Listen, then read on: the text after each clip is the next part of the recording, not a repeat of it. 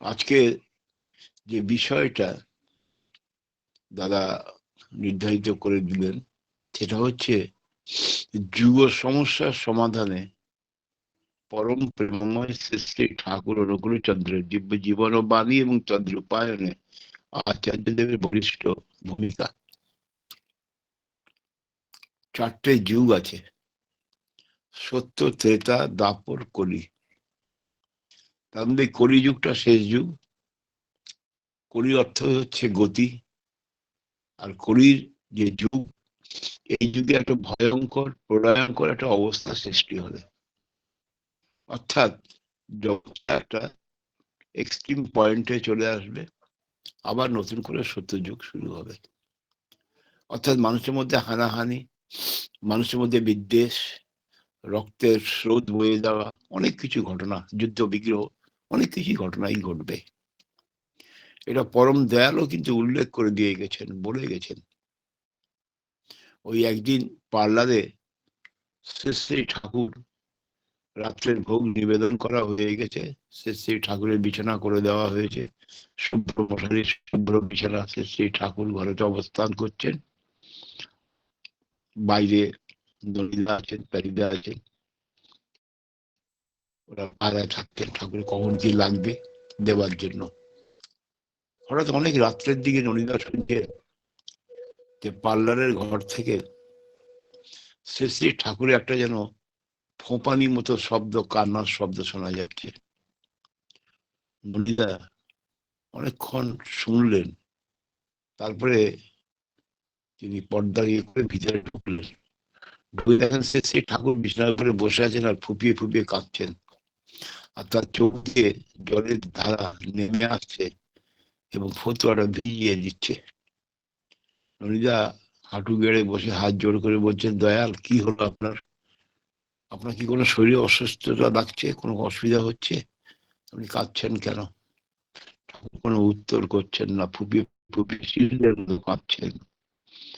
নলিদা বলেন, তাহলে ডাক্তার প্যারিদাকে ডাকি, কি অসুবিধা আছে বলুন দয়াল একবার। কিছুক্ষণ পরে শ্রী ঠাকুর কান্নাটা সংযত করে ননিদাকে বলছে, ননি, আমি আর সহ্য করতে পারছি না। কেন ঠাকুর? আমি যখন একটু ধ্যানে বসছি তখন দেখতে পাচ্ছি চারদিকে রক্ত গঙ্গা তত্তর করে বয়ে চলেছে, নরমুণ্ড গড়াগড়ি দিচ্ছে। হাঁটতে গেলে একটা পা ফেললে সেই পায়ে ফের নরমুণ্ড লাগছে। একটা ডাক দিলে সেই ডাক যতদূর পর্যন্ত যাচ্ছে তার মধ্যে কোনো মানুষ দেখতে পাচ্ছি না। পৃথিবীর এই প্রলয়ঙ্কর একটা সমস্যা যে কোনো মুহূর্তে সৃষ্টি হতে পারে।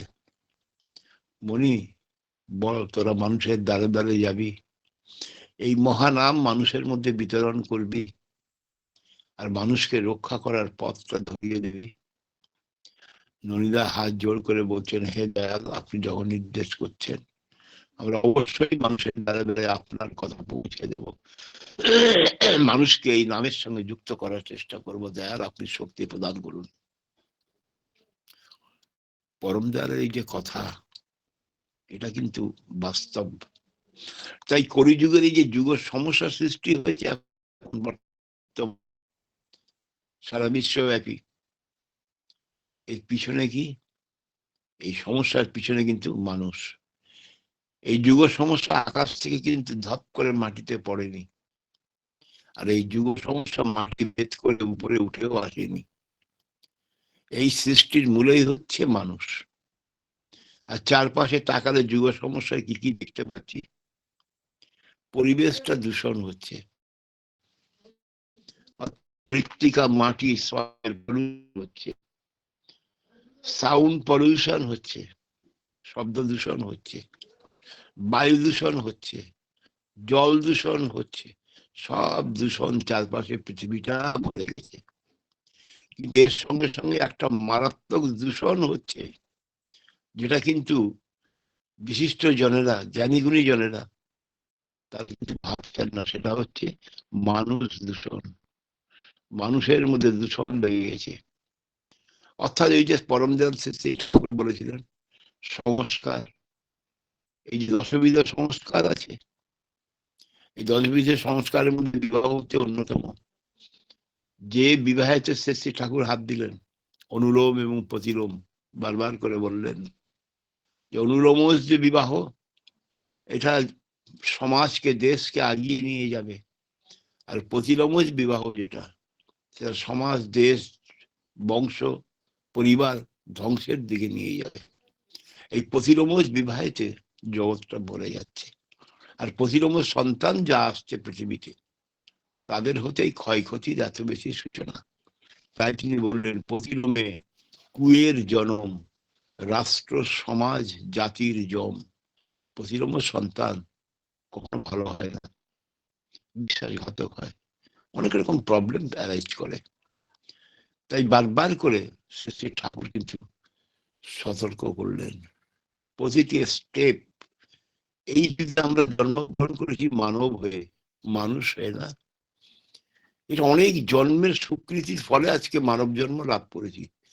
শাস্ত্রের কথা অনুযায়ী 84 লক্ষ জনি ভ্রমণ করেছি আমরা। গাছপালা কীট পতঙ্গ জলচর প্রাণী পক্ষী পশু, এত জন্ম অতিবাহিত করে তবে দুর্লভ মানব জন্ম লাভ করেছি। তাই না শাস্ত্রে বলছি, আর না হবে মোর মানব জনম, পাথরে ভাঙিলে মাথারে। পাথরে মাথা ভেঙে ফেললো, আর মানব জন্ম হবে না।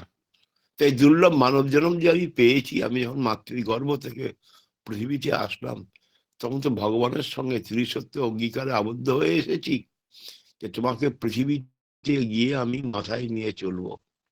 শাস্ত্রের কথা অনুযায়ী মাতৃগর্ভে গর্ভস্থ সন্তানের সঙ্গে ভগবানের কথা হয়। যে সন্তান ভগবানকে অস্বীকার করে যে না তোমাকে আমি মাথায় নিয়ে চলতে পারবো না, শাস্ত্র বলছে সেই সন্তান জন্মগ্রহণ করে কিন্তু মৃত্যু বরণ করে। পৃথিবীর জল আলো বাতাস ভোগ করার কোনো ক্ষমতা তার থাকে না। তাহলে আমরা যারা বিভিন্ন বয়সে এখনো বেঁচে আছি, আমরা নিশ্চয়ই ভগবানের সঙ্গে ত্রিসত্য অঙ্গীকারে আবদ্ধ যে তোমাকে মাথায় নিয়ে চলবো। আজ পৃথিবীতে জন্মগ্রহণ করে আমি গাড়ি বাড়ি টাকা পয়সা অর্থ সম্পদ সবকিছু পেয়ে গিয়ে আমি ভগবানকে কি করে ভুলে গেলাম, ঈশ্বরকে কি করে ভুলে গেলাম। তাই ঈশ্বর ভগবান গুরু ছাড়া আমরা যদি চলার চেষ্টা করি, আমাদের পথটা কিন্তু বিক্ষেপ হবে, পথটা সংকটময় হয়ে উঠবে। জীবনের পথ কখনো মানে সুগম মসৃণ কখনোই হবে না। তাই শাস্ত্রে বলছে সেই ভগবান ঈশ্বরকে উপাসনা করতে গেলে একজনকে অবলম্বন করতে হবে, তিনি হচ্ছেন আমার জীবনের গুরু। আমি যে গুরু ধরবো, কোন গুরু ধরবো? শাস্ত্রের মধ্যে তো অনেক গুরু আছেন, কুলগুরু আছেন, কৌলগুরু আছেন, সাধন গুরু আছেন, ভজন গুরু আছেন, তান্ত্রিক গুরু আছেন, সিদ্ধ গুরু আছেন, সর্বোপরি অবতারী পুরুষোত্তম। এই পুরুষোত্তম যখন আসেন জগতে, তখন তাকে গ্রহণ করলে সব দিক পরিপূর্ণ হয়ে যায়। তাই তিনি এই যুগে আসলেন। আমাদের এই মহানাম যেটা আমরা করি, সেটা অষ্টাদশ স্তরের নাম। এই অষ্টাদশ স্তরের নামকে করার মধ্য দিয়ে, তার নীতিবিধিকে পালনের মধ্য দিয়ে আমার জীবনটা মানব জীবনের সার্থকতায় পরিপূর্ণ হয়ে ওঠে। অন্যথায় পরিপূর্ণ হওয়ার কোনো রাস্তা আর নাই। তাই দেখুন, এই সমস্যা যেটা বলছিলাম, এই সমস্যা মানুষ তো সৃষ্টি করেছে। আমি যখন শিক্ষকতা করি 1977, আমার একজন কলিগ একদিন কথা প্রসঙ্গে প্রশ্ন করলেন, দেখুন ওই আগেকার দিনে এইসব হতো, এখন এই বর্তমান সময় এসব চলে না, এইসব গুরু এইসব ধর্ম এইসব বর্তমান যুগে চলে না। দেখুন আজ থেকে বহু বহু বছর পূর্বে যা হতো, যা ছিল, এখনো কিন্তু তাই আছে। চেঞ্জ হয়ে গেছে মানুষের। কেমন জানেন? আজ থেকে 2000-5000 বছর আগেও এই যে সর্ষে থেকে আমরা তেল বার করি, ওই সর্ষে থেকে তেলই বার হতো, সর্ষে তেলই বার হতো। এখনো সর্ষে ভাঙলে সর্ষে তেলই বার হয়। 1 নম্বর খাঁটি সর্ষের তেল। সেই তেলটা যখন মানুষের হাতে এসে পড়ছে, যারা সায়েন্টিস্ট কারখানায় রেখেছে, ভেজালের কত কি পার্সেন্টেজ দিয়ে কিভাবে এটাকে মুনাফা করা যাবে, লাভ করা যাবে, প্রফিট করা যাবে, তার সঙ্গে আরো অন্যান্য ইনগ্রিডিয়েন্টস গুলো মিশিয়ে হচ্ছে। শিয়াল কাটা বীজের তেল মেশাচ্ছে, হাবি জাবি মিশিয়ে কি করছে, মানুষের অখাদ্য কুখাদ্যে পরিণত করে ফেলছে। ফলে এই তেলের প্রভাবে দেখা যাচ্ছে মানুষের মধ্যে বিভিন্ন রকম প্রবলেম হচ্ছে। আজ থেকে অনেক বছর আগে, প্রায় 30 বছরের কাছাকাছি কলকাতাতে এই সমস্যা হয়েছিল বেহালা অঞ্চলে। ওই তেলের একটা প্রভাব পড়েছিল, হঠাৎ করে দেখা গেল মানুষ সব মানে প্যারালাইসিস হয়ে যাচ্ছে। তারপরে যখন তদন্ত হলো, পুলিশ যখন সিজ করলো গোডাউন, তখন দেখা গেল গোডাউন থেকে হাজার হাজার বস্তা ওই শিয়াল কাটা বিয়ের বীজ পাওয়া গেল। অর্থাৎ ওইসব তেল ইনগ্রিডিয়েন্ট পাইপ করা হচ্ছে। তা তেল দেখুন বার হচ্ছে সর্ষে থেকে, এটা 1 নম্বর তেল, কোনো ভেজাল নাই, প্রকৃতির বিধান। কিন্তু আমার হাতে যখন এসে পড়ছে, আমি সেটা মানুষের একটা সমস্যার উদ্ভব সৃষ্টি করে দিচ্ছি। কারণ আমি তো বিজ্ঞানী, আমি লক্ষ লক্ষ টাকা মাইনে পাচ্ছি আমার ওই কাজের জন্য, ব্রেনটাকে আমি ওই দিকে ব্যবহার করছি। গরুর মাঠ থেকে দুধ হতো আজ থেকে 10,000 বছর আগে, 1 নম্বর খাঁটি দুধ, কোনো ভেজাল নেই। এখনো সেই দুধ খাঁটি দুধই গরুর মাঠ থেকে দেয় প্রকৃতির বিধানে। কিন্তু সেই দুধ যখন আমার আপনার হাতে এসে পড়ছে, মানুষের হাতে এসে পড়ছে, মানুষ তখন কি করছে, আমাদের বিভিন্ন রকম ভেজাল মেশাচ্ছে, মিশিয়ে মানুষের জীবনটাকে দুর্বিষহ করে তুলছে, সমস্যা সৃষ্টি করছে, এই মানুষই সৃষ্টি করছে সর্বদিক থেকে। এর কোন রেমেডি, প্রতিকার কিন্তু করার চিন্তা ভাবনা কেউ কিন্তু করেনি। মানুষের মধ্যে শিক্ষাকে আরো বেশি প্রাণবন্ত করে তোলার জন্য সরকারি পদক্ষেপ গ্রহণ করা হয়েছে। মানুষের শিক্ষাকে আরো বেশি উন্নত করার জন্য বিভিন্ন কমিশন কেন্দ্রীয় সরকার বসিয়েছিলেন, বহু পূর্ব থেকে আমরা অনেকেই জানি শিক্ষাকে কিভাবে আরো বেশি উন্নয়ন করা যায়। সেই যে কমিশন বসেছিল আপনারা জানেন, তার মধ্যে উল্লেখযোগ্য হচ্ছে যেমন ধরুন Radhakrishnan commission, Zakir Hossain commission, Mudaliar commission. এই যে কমিশনগুলো বা এই যে কমিশনগুলো বসেছিল, এই কমিশনগুলো শিক্ষার মান উন্নয়ন করতে চেয়েছিল। আমরা কি বর্তমান সময়ে কি দেখছি, শিক্ষার কোনো মান উন্নয়ন হয়েছে কি? ওই ব্ল্যাকবোর্ডের মধ্যে, চক ডাস্টারের মধ্যে সীমাবদ্ধ থেকে গেছে। ছাত্রদের মধ্যে, শিশুদের মধ্যে তার কিন্তু কোনো প্রতিফলন ঘটেনি। যদি ঘটতো, তাহলে আজকে শিক্ষায় শিক্ষিত হয়ে মানুষ অমানবিক আচরণ কেন করত? মানুষের মধ্যে ধীরে ধীরে মনুষ্যত্ব, মানুষের মধ্যে শ্রদ্ধা, প্রেম, প্রীতি, ভালোবাসা, কর্তব্যনিষ্ঠা, মানবিকতা সব ধীরে ধীরে যেন লোপ পেয়ে যাচ্ছে। আজকে আমরা তথাকথিত শিক্ষায় শিক্ষিত হয়ে অনেক বড় বড় ডিগ্রি অর্জন করছি, MA, BA, IAS, WBCS, মানে FRS, সব রকম মানে ডিগ্রি অর্জন করছি, লক্ষ লক্ষ টাকা আমরা মাইনে করছি। আর এই আর্য ভারতবর্ষ যেটা, এই আর্য ভারতবর্ষের বুকে আজ বিশেষ করে শহরাঞ্চলে এত বেশি বৃদ্ধাশ্রম গড়ে উঠেছে। কারণ বৃদ্ধ বৃদ্ধাদের রাখার একটা স্থান করা দরকার। তো কেন গড়ে উঠলো? আজকে সন্তান সন্ততি বৃদ্ধ বয়সে পিতামাতার কোনো দায়িত্ব নিচ্ছে না, সরাসরি বৃদ্ধাশ্রমে রেখে আসছে। পিতামাতার প্রতি আমার কর্তব্য আমি হারিয়ে ফেললাম। আমি যে শিক্ষায় শিক্ষিত হলাম, তাই পরম দয়াল বললেন, এই শিক্ষা কি শিক্ষা জানো? All these are literation, not education. Literation আর এডুকেশনের মধ্যে পার্থক্য কত জানো? আকাশ এবং পাতাল। তাই তিনি একটা বাণীতে বললেন, লেখাপড়ায় বড় হলে শিক্ষা তারে কয় না, অভ্যাস ব্যবহার সহজ জ্ঞান না হলে শিক্ষা হয় না। অভ্যাস ব্যবহার সহজ জ্ঞানটাই তো নাই, কি হবে এই শিক্ষায়?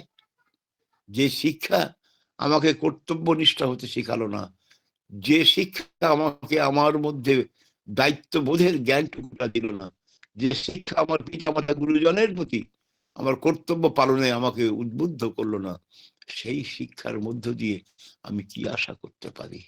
তাই পরম দয়াল এই শিক্ষার জগতেই হাত দিলেন, মানুষ তৈরি করার ক্ষেত্রে হাত দিলেন। কারণ পূর্ব জন্ম আমরা কিভাবে অতিবাহিত করেছি আমরা কেউ কি জানি? পূর্ব জন্মে আমি কি ছিলাম, কি কর্ম করার ফলে আজকে আমি এই মানব জন্ম লাভ করেছি, কেউ জানি না আমরা। একমাত্র তিনিই জানেন। তিনি জানেন পূর্ব জন্মে মানুষ কি ছিল, পরবর্তী জন্মে কোথায় যাবে, ইহ জন্মে তাকে কেমন ভাবে চলতে হবে, সব তার নখদর্পণে। আমরা জানি লুৎফর রহমানের কথা, মুসলিম ছিলেন না, লুৎফর রহমান শ্রী শ্রী ঠাকুরের পরে দীক্ষাদাতা কর্মী হয়েছিলেন।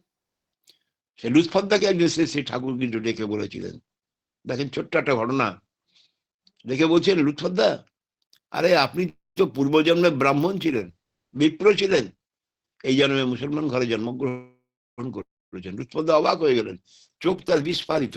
কি বলেন ঠাকুর, আমি পূর্বজন্মে ব্রাহ্মণের ঘরে জন্মগ্রহণ করেছিলাম, বিপ্র ছিলাম? হ্যাঁ, আপনি পূর্বজন্মে বিপ্র ছিলেন। কেন বললাম জানেন? পূর্বজন্মের নামটা জানেন আপনি? বলে, না ঠাকুর, কি করে জানবো? বলে, পূর্বজন্মে আপনার নাম ছিল কানাই ভট্টাচার্য। লুৎফরদা অবাক হয়ে গেলেন। ঠাকুর বলেন, বিশ্বাস হচ্ছে না? আচ্ছা, আপনি যে নিজে প্রত্যক্ষ করেন, তাহলে বিশ্বাস করবেন তো? বলে, হ্যাঁ ঠাকুর, আমাকে ইচ্ছা হচ্ছে একটু নিজের চোখে দেখা। তাহলে চলে যান পূর্বজন্মের গ্রামে, কোটা বলে একটা গ্রাম আছে, চলে যান। কোথায় আছে সে বলে দিলেন, যশোরে। গ্রামের নাম টাম সব কিছু বলে দিলেন, যা যা ঘটনা সব বলে দিলেন, যে আপনি হঠাৎ করে ওই 3 দিনের জ্বরেতে মারা গেছেন। আপনার 2টো সন্তান ছিল, অনেক আগে তো, সন্তান আছে 2টো এখনো, তারা বড় হয়েছে। আপনার স্ত্রী এখনো বেঁচে আছে, আপনার স্ত্রীর এই নাম, আরো কিছু গোপন ঘটনা তিনি তাদের জানিয়ে, যেগুলো প্রশ্নের মুখে লুৎফরদাকে পড়তে হতে পারে।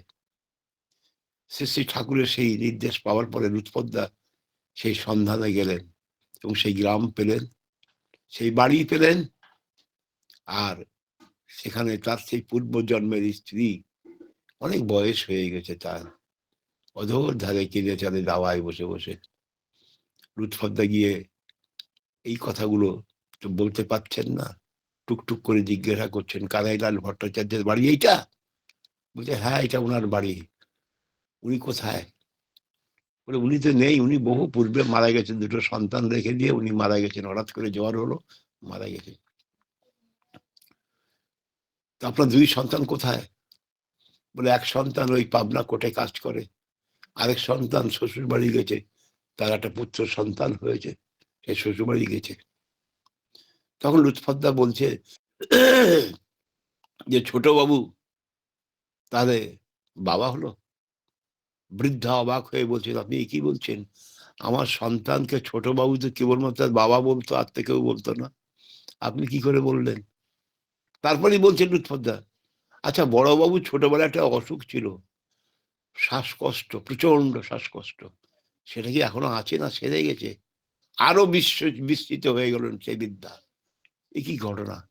সত্যি তো আমার বড় ছেলের ছোটবেলায় প্রচন্ড শ্বাসকষ্ট ছিল, উপরওয়ালা কৃপায় এখন অনেকটা সুস্থ আছে, আর অনেক কিছু। তখন বৃদ্ধা কিন্তু বিশ্বাস করতে পারছেন না।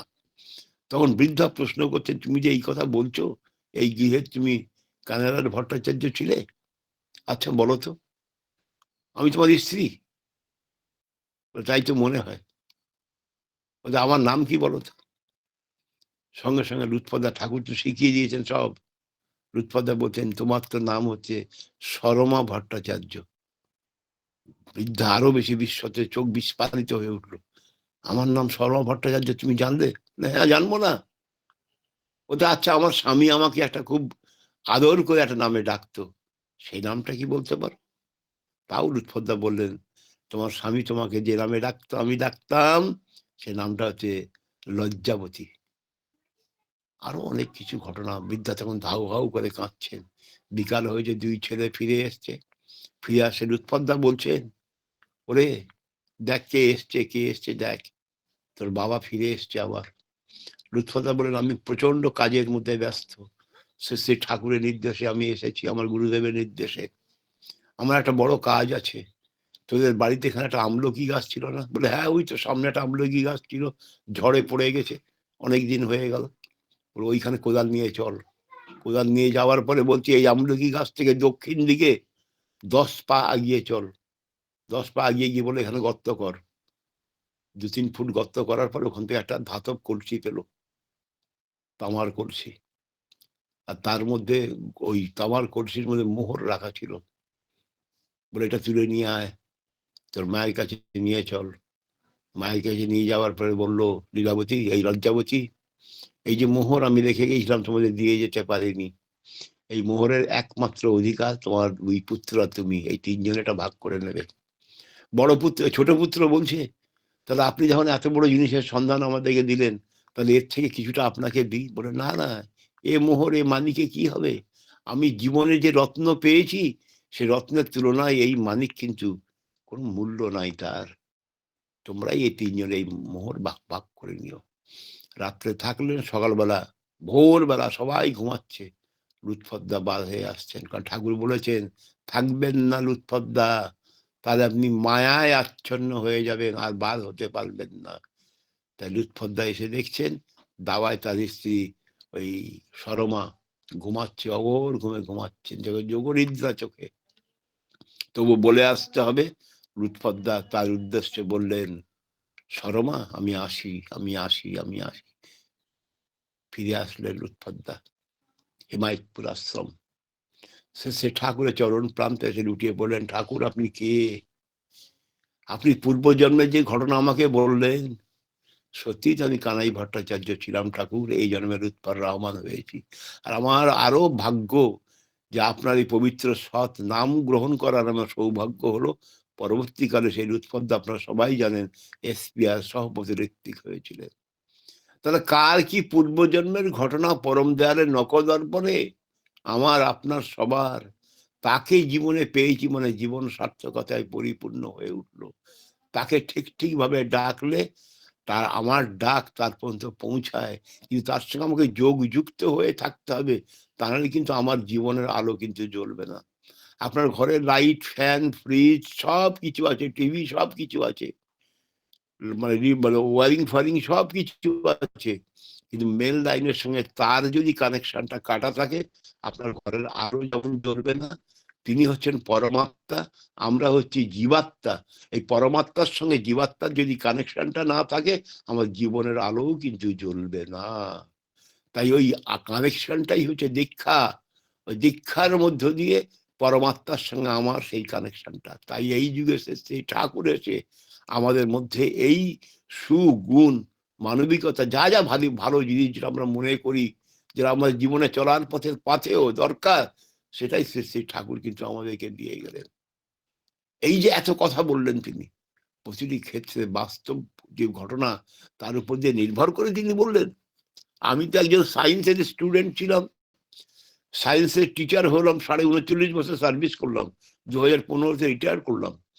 সায়েন্স নিয়ে আমি অনেক পড়াশোনা করেছি, অনেক কিছু তথ্য পুস্তক সবকিছু ঘাটাঘাটি করেছি। কোথাও আমি তো এই ধরনের চিন্তা ভাবনা করতে পারিনি যে ধর্ম লাইনটা আলাদা, বিজ্ঞানের লাইনটা আলাদা। কেন ধর্মের সঙ্গে বিজ্ঞান নিয়ে মানে মানুষ এক জায়গায় করে দেয় কেন? এটা দুটো আলাদা পথ। কিন্তু পরে দেখলাম না, ধর্ম আর বিজ্ঞান একে অপরের ছাড়া নয়, একে অপরের পরিপূরক। অ্যালবার্ট আইনস্টাইনের যে উক্তি, ধর্ম ছাড়া বিজ্ঞান খোড়া আর বিজ্ঞান ছাড়া ধর্ম হচ্ছে অন্ধ, অর্থাৎ একে অপরের সঙ্গে কোরিলেটেড, এটা অ্যালবার্ট আইনস্টাইনের উক্তি। তখনই বুঝলাম যে ধর্ম বা বিজ্ঞান আলাদা নয়। তাই শ্রী ঠাকুর এই ধর্মকে, ধর্মের উপরে যা যা তিনি বলেছেন অল বেসড অন সায়েন্স, সমস্ত বিজ্ঞানের উপর নির্ভরশীল। তিনি জানতেন না একদম মানে এ টু জেড কোনো কিছু সমাধান বাণী তিনি বাদ দিয়ে জানি, সব কিনে দিয়ে গেছেন। কোন এক প্রফেসর গেছিলেন, জানেন তো, কোন এক প্রফেসর, অঙ্কের প্রফেসর, তার বন্ধু নিয়ে গেছিলেন ঠাকুর দর্শন করানোর জন্য। ঠাকুর দর্শন, সেই প্রফেসর বলছে তোর ঠাকুরের কাছে গেলে ঠাকুর তো আমাকে ধর্মের কথা বলবে, আমার যে সাবজেক্ট ম্যাথমেটিক্স সে সম্পর্কে ঠাকুর আমাকে কি বলতে পারে? বলে চল না, ঠাকুর তো সবকিছুই বলেন, চল দেখি। তো দেওঘরে গিয়ে যখন ঠাকুরকে প্রণাম করে সেই প্রফেসর বন্ধুটার পরিচয় করিয়ে দিলেন, তখন সেই প্রফেসর বন্ধু শ্রী শ্রী ঠাকুরকে বলছেন, ঠাকুর আমার একটা ছোট্ট প্রশ্ন আছে। শ্রী ঠাকুর বলেন, কও মনি, কও কও কও। সেই প্রফেসর বন্ধুটি বলছেন, আগে ঠাকুর আমার প্রশ্নটা হচ্ছে what is mathematics, what is mathematics. Shri Thakur শুনলেন, একটু থেমে বলছেন, methodical application of matter is mathematics. Methodical application of matter is mathematics, বস্তুর পদ্ধতিগত প্রয়োগকে বলা হয় গণিত। সে প্রফেসর শুনে বাইরে বার হয়ে চলে আসেন, পাশে বাইরে বাইরে একটা ওই ইয়ে ফুলের গাছ ছিল, ওই কি বলে শিউলি ফুলের গাছ ছিল, সেখানে সে দাঁড়ালেন। তার বন্ধু বলল, তুই কি প্রশ্ন করলি, ঠাকুর কি উত্তর দিল, তুই বার হয়ে এখানে চলে আসলি, কি হলো তোর, চল। বলে না, আমি আর যাবো না। কেন রে? বলে আমি এতদিন ধরে অঙ্ক নিয়ে পড়াশোনা করেছি, শিক্ষকতা করছি, সবকিছু ঠিকই আছে। এত অঙ্কের বই ঘেটেছি, কোথাও কিন্তু অঙ্কের এই সংজ্ঞা আমি দেখিনি, যে সংজ্ঞা আজ তো শ্রী ঠাকুর অনুকূলচন্দ্র আমাকে শুনিয়ে দিলেন, যে methodical application of matter is mathematics. যিনি ম্যাথমেটিক্সের এই সংজ্ঞা দিতে পারেন এবং এটা 100% কারেক্ট, আমি তার কাছে দ্বিতীয় প্রশ্ন করার মতো আমার সাহস আর নাই। আমি আর যাবো না, বরং তুই পারলে আমাকে এই নামের সঙ্গে যুক্ত করিয়ে দেওয়ার ব্যবস্থা কর। সে প্রফেসর দীক্ষা নিয়ে আসে। তা তিনি কি জানেন না? তিনি সবই জানেন। আমাদের মঙ্গলের জন্যই তো তিনি সবকিছু দিয়েছেন, কিন্তু আমি সেই মঙ্গলটা কি গ্রহণ করতে পারছি কি? তাহলে মঙ্গলকে আমি যদি গ্রহণ না করে চলি, তাহলে আমি কোথায় থাকবো? পৃথিবীতে দুটো করে জিনিস আছে, একটা মঙ্গল আছে, অমঙ্গল আছে, একটা ভালো আছে, একটা মন্দ আছে, একটা আলো আছে, একটা অন্ধকার আছে, একটা ইষ্ট আছে, একটা অনিষ্ট আছে। তাহলে যে কোনো একটা পয়েন্টে আমাকে থাকতে হবে, দুনৈকের মাঝখানে কোনো মধ্যবর্তী কোনো স্থান বলে নাই। তাহলে আমি যদি ইষ্টের কোলে না থাকি, তাহলে আমাকে অনিষ্টের কোলে চলে যেতে হবে। তা মানুষ তো চাই ভালো, মানুষ তো চাই সুখ, শান্তি। যে শান্তি বাজারে শপিং মলে কিনতে পাওয়া যাবে না। সে ঠাকুর বলে শান্তি পেতে গেলে শান্তির চাষ করতে হবে। ধান চাষ, গম চাষ, ভুট্টা চাষ, গরু পালন, গবাদি পশু যাই চাষ করি না কেন উন্নত মানের, তার চাষ করতে হয়। তেমনি শান্তিকে পেতে গেলে শান্তির চাষ করতে হবে। আর শান্তির চাষ করতে গেলে যিনি শান্তময় পুরুষ, যিনি জানেন এই পথ, তাকে অনুসরণ করতে হবে। অনুসরণ ছাড়া জীবনে কিন্তু চলার কোনো রাস্তা আর দ্বিতীয় করা নাই। তাই পরম দয়ালের এই বাণীকে গ্রহণ করে যেন আমরা সবাই চলতে পারি, তবেই কিন্তু এই সমস্যা ধীরে ধীরে ধীরে ধীরে সমাধানের দিকে যাবে। তাহলে যুব সমস্যা যেভাবে চেপে ধরেছে, এ সমস্যা থেকে বার হবার রাস্তা নেই। মানুষে মানুষের চারপাশে তাকালে সারা বিশ্বে যে বিভাজন, যে ধ্বংসলীলা, যে রক্তের বন্যা, যে হাহাকার, এ আরো আরো আরো চলতে আরম্ভ করবে। ঠাকুর বহু পূর্বে যেটা বলে গেছেন, এখন সেটাই কিন্তু ঘটতে চলেছে। আমাদের পরম সৌভাগ্য তিনি রেখে গেলেন এবারে আচার্য পরম্পরা, যেটা আমরা ইতিপূর্বে কোনো অবতারীর কাছ থেকে পাইনি। এবার তিনি রেখে গেলেন আচার্য পরম্পরা, পুরুষোত্তম প্রবাহ। শ্রী শ্রী বরদা, শ্রী শ্রী দাদা, বর্তমান শ্রী শ্রী আচার্যদেব, পঞ্চম পুরুষ অবিন বাবু, আমরা এই আচার্য পরম্পরা পেয়েছি। এই আচার্য নির্দেশ মেনে চলতে হবে। কারণ শাস্ত্রে বলছি, গুরু যখন থাকবেন না, গুরু যখন অপ্রকট হবেন, তখন গুরুর অবর্তমানে আচার্যকে অনুসরণ করে চলা। আর আচার্য অনুসরণের মধ্যে দিয়ে আমার পথটা কখনো বিভ্রান্ত হবে না, আমি ঠিক পথেই চলবো। তাই আচার্য নির্দেশ যেটা আছে, সে দাদা বলে গেলেন যে 3.5 কোটি দীক্ষার কথা, এই টার্গেটটাকে মাথায় রেখে আমাকে চলা। মাসে অন্তত মিনিমাম একটা করে মানুষকে যাজন করে ঠাকুরের শ্রীচরণ পান্তে নিয়ে আসবো। শ্রী শ্রী দাদা বলছেন বর্তমানে আচার্যদেব, ডিপি ওয়ার্কের কথা। আমি আর কিছু না পারি, একটা ফ্যামিলিকে যাজন করে একটা ফ্যামিলির সঙ্গে আমি যুক্ত হয়ে তাকে আমি ডিপি ওয়ার্কের মধ্যে দিয়ে সৎসঙ্গের ছত্র ছায়া ফিরিয়ে নিয়ে চলে আসবো। যে কাজটা মানে প্রচন্ড ভাবে নিষ্ঠার সঙ্গে পূজনীয় অবিনবাবু করে চলেছেন, যে পঞ্চম পুরুষ, যে পঞ্চম পুরুষের কথা শ্রী ঠাকুর বলে গেছিলেন যে আমার লীলার পূর্ণ প্রকাশ দেখবো আমার পঞ্চম পুরুষে। সেই পঞ্চম পুরুষের প্রকাশ আমরা কি দেখছি? অবিনবাবু বললেন, আমি জানি না আমি কতটা করতে পারবো, তো মৃত্যুর আগে অর্ধেক পৃথিবীকে নাড়িয়ে দিয়ে যেতে চাই, সেটা তিনি করে যাবেন। আর সেই পথ তিনি ধরেছেন। সেই পথে আমরা যদি সবাই চলতে পারি, ও টাইম হয়ে গেল আবার, ও বাবারে, আমরা সেই পথেই চলতে পারি, তবে আমার জীবন কিন্তু সার্থকতায় পরিপূর্ণ হবে। শেষ কথা বলি, অমন ঘুরলে ভুবন পাবি না সে ধন, জ্ঞান নয়ন না ফুটলে পরে, বাহিরেতে যায় না দেখা তারে যুগ যুগান্তরে, নাভিলে গন্ধে আকুল প্রাণ, পাই কি মৃগ সে সন্ধান, হবি আছে গাভীর দেহে, গাভী কি তা জানতে পারে? ও তো ডাইনে বাইরে আগে পিছে, সেটা তোর সঙ্গেই আছে। দেখিবি কাছে নয়কো দূরে, গুরুর কৃপা হলে পরে। আর কৃপা মানে করে পাওয়া, না করে যে পেতে চায়, দুঃখ তাহার পিছু ধায়। পরম পিতারাঙ্গার আতুল চরণে আপনাদের প্রত্যেকের স্বর্ণাঙ্গীর মঙ্গল ইষ্টময় জীবন প্রার্থনা করি। সবাই খুব ভালো থাকুন, সুস্থ থাকুন। সবাইকে আমার আনন্দিত জয়গুরু এবং বড়দের শ্রদ্ধা প্রণাম জানাই। জয়গুরু, জয়গুরু।